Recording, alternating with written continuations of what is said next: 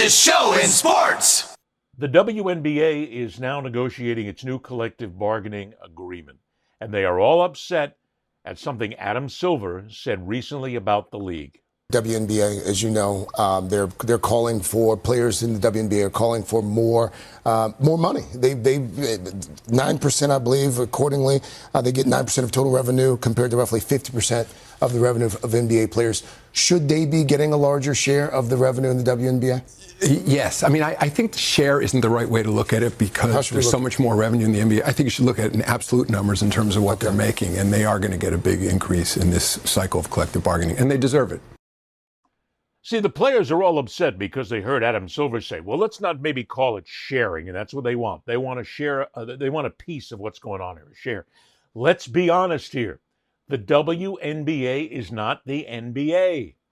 They are not the multi-billion-dollar machine that the NBA is.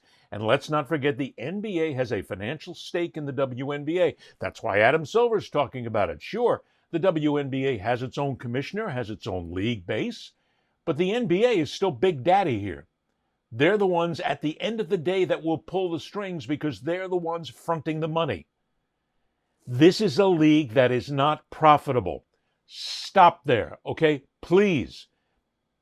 And for the players and the fans of the WNBA who are hearing this, I am not suggesting in any way, shape, or form that you don't deserve more money. Absolutely. If the league is making money, if there's fans showing up, if there's stuff being bought, yes, you've got to be paid more, and you will be paid more. The WNBA is finally at a stage in its existence where they can now start to look at these insulting salaries that they have thrown at players for so many years and actually making it worth their while and making sure that these players are professional basketball players and don't have to worry about taking a second or a third job in order to make ends meet, which is very possible by the time you pay everything.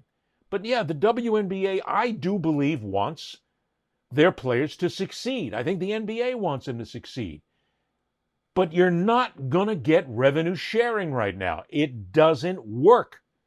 You've got to make the money. You've got to get in there. You've got to be as profitable, just profitable, period. Because the last thing anybody wants is for the NBA basically one day to say, you know, this really isn't working. We got some really good ideas over here, and we're getting some nice people liking us and all this. But, you know, the WNBA is not working. We got to cut this loose. Now, I'm not saying that's going to happen. But what I'm saying is you have to look at the future.